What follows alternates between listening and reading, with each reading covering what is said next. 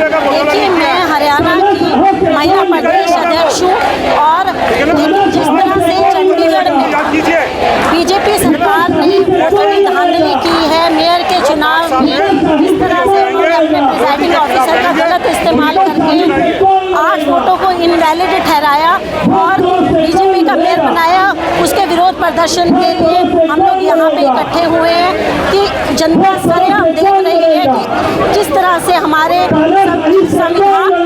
संविधान की गरिमा को नुकसान पहुँचाया जा रहा है, लोकतंत्र की हत्या की जा रही है। उसके विरोध प्रदर्शन के लिए आम आदमी पार्टी के सभी कार्यकर्ता यहाँ पे अपने हकों के लिए और लोकतंत्र को बचाने के लिए और वोटों की चोरी के खिलाफ विरोध प्रदर्शन के लिए इकट्ठे हुए हैं। कुछ किया ही नहीं है तो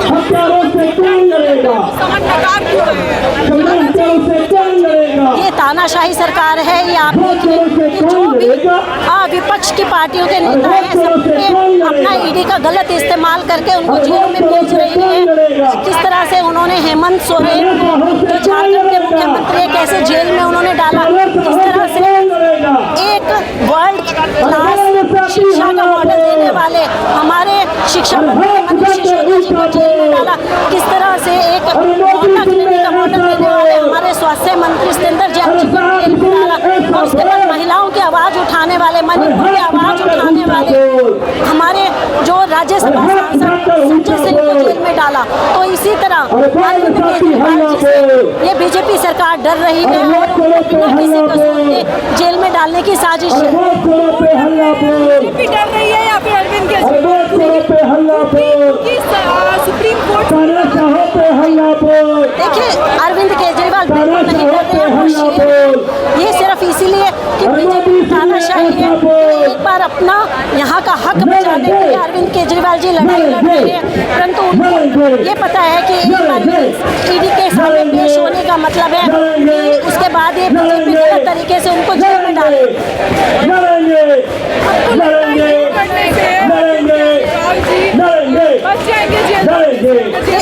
देखिए, एक ये लड़ाई है, ये तानाशाही के खिलाफ लड़ाई है जिसमें केजरीवाल जी लड़ रहे हैं। अगर उनको जेल जाना भी पड़ा तो वो जेल जाएंगे भी और ये निर्णय भी है कि वो जेल से अपनी सरकार भी चलाएंगे। किसी ने जेल से सरकार चलाई है? देखिए, अरविंद केजरीवाल जी एक बड़े प्रशासनिक अधिकारी होते हुए उन्होंने सिर्फ जनता के हकों की लड़ाई के लिए एक सामाजिक काम के लिए पार्टी बनाई थी और वो समाज के लिए काम भी करे। सिर्फ वही आम आदमी पार्टी की सरकार और अरविंद केजरीवाल की सरकार ऐसी है जो गरीबों के बच्चों को शिक्षा दे रही है, उनको डॉक्टर, इंजीनियर, वकील बना रही है और गरीब लोगों को स्वास्थ्य सेवाएं दे रही है, महिलाओं को यात्रा मुफ्त दे रही है और इसके साथ साथ बिजली पानी भी मुफ्त दे रही है। तो जब वो एक समाज सेवा के काम के लिए अपना उन्होंने सब कुछ उजागर कर दिया, क्योंकि वो एक बड़े अधिकारी थे, उनको सत्ता का लालच नहीं है, उनकी एक भावना एक राम राज्य स्थापित करने की है कि जिस तरह से एक आपने देखा होगा कि राम राज्य में सब लोगों को भरपेट खाना मिले, सबको रोजगार मिले और सबको अच्छी शिक्षा मिले। तो उसी तरह से अरविंद केजरीवाल काम कर रहे हैं। कि दिल्ली की सरकार ऐसा क्यों होता है कि लोग जनता केजरीवाल जी को जनता चोर क्यों बुलाने लगे? देखिए, वो जनता चोर नहीं बुला रही है, वो बीजेपी के नुमाइंदे और जो बीजेपी के लोग हैं वही सिर्फ चोर बुला रहे हैं। अगर अरविंद केजरीवाल जी चोर होते तो एमसीडी का अभी चुनाव हुआ, 3 बार यहाँ सरकार ने मिलती और एमसीडी के चुनाव में जनता ने ही 30 सालों के जो बीजेपी के शासन को उखाड़ के फेंक दिया और भारी बहुमत से अरविंद केजरीवाल जी की सरकार बनी। लेकिन जैसा कि 10 साल से दिल्ली सरकार में है, दिल्ली का कोई जनता कह रही है कि हमें तो कुछ भी नहीं मिल रहा है, पिछली बिल्कुल गलत बात है। इसके तो सबूत है। आम आदमी पार्टी की सरकार दिल्ली में भी है, आम आदमी पार्टी की सरकार पंजाब में भी है। दिल्ली में हर घर को 200 यूनिट बिजली प्रति माह मिल रही है और 200 से 400 यूनिट बिजली का बिल आधा हो जाता है। पंजाब में तो सरकार आते ही 90% घर ऐसे हैं जिनका बिजली का बिल बिल्कुल फ्री हो चुका है। 300 यूनिट बिजली प्रति माह मुफ्त मिल रही है और 20,000 लीटर पानी भी मुफ्त मिल रहा है। तो ये सिर्फ और सिर्फ जो जुमलेबाजों की सरकार है वो लोगों में गलत भ्रांतियाँ फैला रही है, लेकिन जो लोग इसका फ़ायदा उठा रहे हैं वो जानते हैं कि अरविंद केजरीवाल जी सही मायने में प्रदेश के लिए और देश हित के लिए काम कर रहे हैं। ईवीएम केजरीवाल जी ने भी सवाल उसके खिलाफ लड़ने की देखिए, जब एक छोटे से चुनाव में बीजेपी एक मेयर के चुनाव में इतना बड़ा घपला कर सकती है, तो आप सोचिए जब 90 करोड़ जनता एक मतलब वोट डालती है तो बीजेपी उसमें कितना बड़ा घपला करती होगी। बहुत समय से लोग हर जगह पे ईवीएम के खिलाफ आवाज़ उठा रहे हैं। लोगों को लगता है कि हमने वोट डाला नहीं तो वो बीजेपी के खाते में गया कैसे। तो लोगों की बहुत समय से मांग है बैलेट पेपर पे चुनाव कराने की। तो हम भाजपा सरकार और मोदी सरकार से यही बात कहते हैं कि अगर वो सही है तो उनको क्या समस्या है, वो जनता की मांग को माने और बैलेट पेपर से चुनाव कराए। ये बात अरविंद केजरीवाल जी सही है तो समन ठुकरा क्यों रहे हैं? वो झुठला नहीं रहे हैं। जब ये अभी जो चंडीगढ़ में हुआ है उससे साबित हो गया है कि बीजेपी सरकार हर हथकंडा अपनाती है चुनाव जीतने के लिए, और यही वो ईवीएम में भी घोटालेबाजी है। जब जनता एक लोकतंत्र है, जनता की आवाज़ है, तो जनता की आवाज़ सुननी चाहिए। जब जनता चाहती है कि ईवीएम से चुनाव नहीं होना चाहिए तो ईवीएम से चुनाव नहीं होना चाहिए, बैलेट पेपर से चुनाव होना चाहिए। ठीक है, अरविंद केजरीवाल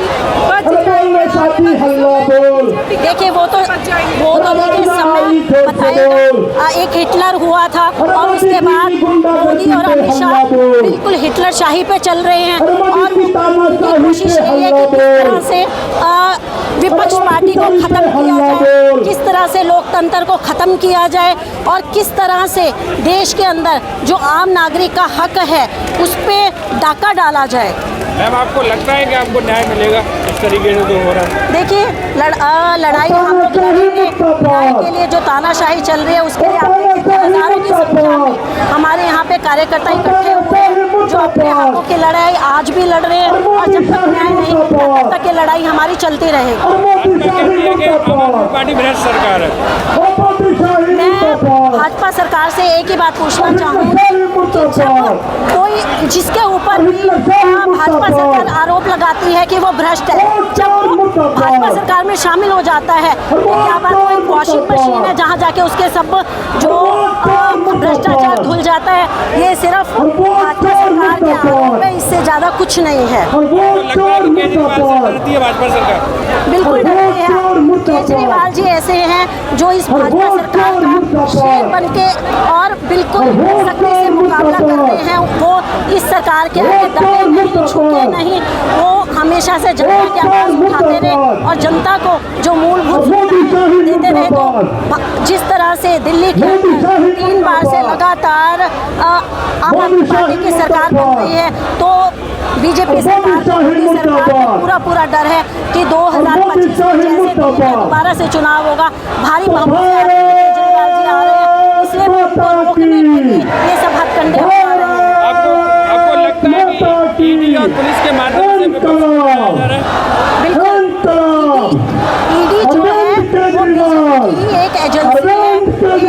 कभी आप देखिए भूपेंद्र हुड्डा जी पे ईडी का छापा पड़वाया जाता है, कभी आप झारखंड के जो मुख्यमंत्री हैं हेमंत सोरेन जी उसके ऊपर ईडी का दबाव डाल के उनको जेल में डाल दिया जाता है, और इसी तरह केजरीवाल जी पे भी ईडी का लगातार दबाव बनाया जा रहा है। जो भी इस बीजेपी सरकार के खिलाफ है उसको ईडी का डर दिखा के दबाया जाता है। आपको क्या लगता है हेमंत सोरेन को जो कार्रवाई हुई है वो लोकतांत्रिक है? बिल्कुल हाँ, लोकतांत्रिक है।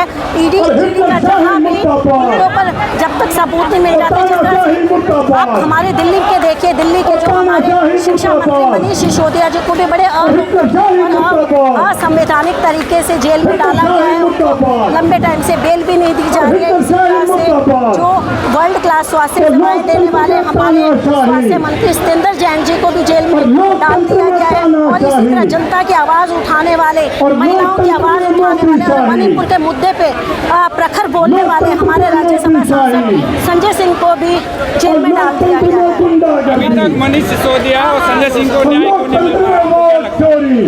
देखिए ये चाहते ही नहीं है लोकतंत्र कि जो में एक वोट ईमानदार चोरी। और भ्रष्टाचार मुक्त नेता है बाहर आए, क्योंकि उनको पता है जैसे ही ये बाहर आएंगे वैसे ही जनता की आवाज़ फिर से उठाएंगे, तो सिर्फ इनको दबाने के लिए कुचल भारत माता की। इनको जेल में डाला गया है। लेकिन मैं भाजपा सरकार से बताना चाहूँगी कि हमारे नेता डरपोक नहीं है, हमारे नेता जेल में भी डरते रहे हैं और बाहर आने के बाद भी इसी तरह से जनता की आवाज़ उठाते रहे हैं और बीजेपी सरकार से इस जनता को छुटकारा दिलवाएंगे। भाजपा कहती है कि इन्होंने ये घोटाला किए हुए। लोकतंत्र में गुंडागर्दी। देखिए अगर घोटाले किए हैं पिछले लोकतंत्र में गुंडागर्दी। 1 साल से सतेंद्र जैन जी पे चल रहा है, लोकतंत्र में लगभग 1 साल होने को आया, मनीष सिसोदिया जी पे केस चल रहा है। अगर उन्होंने घोटाला किया है तो क्यों नहीं इस केस को फास्ट ट्रैक कोर्ट में डालें और इसको घोटाले को साबित करें और सजा सुनाएं।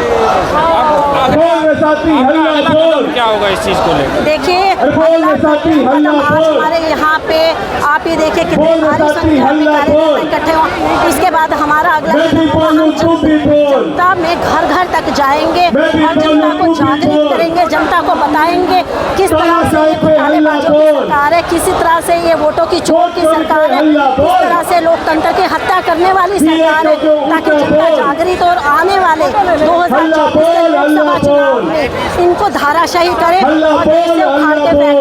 अब आपको लगता है कि मोदी तेरी तानाशाही, जनता से डरती है? मोदी तेरी गुंडागर्दी। देखिए जनता ही जनतंत्र होता है, जनता ही भगवान होता है, जनता से हर सरकार को डरना पड़ता है। जनता जनार्दन है, जनता अगर किसी को तख्त पे बिठाना जानती है तो जनता जमीन पे पटकना भी जानती है। पुलिस के दम पे ये सरकार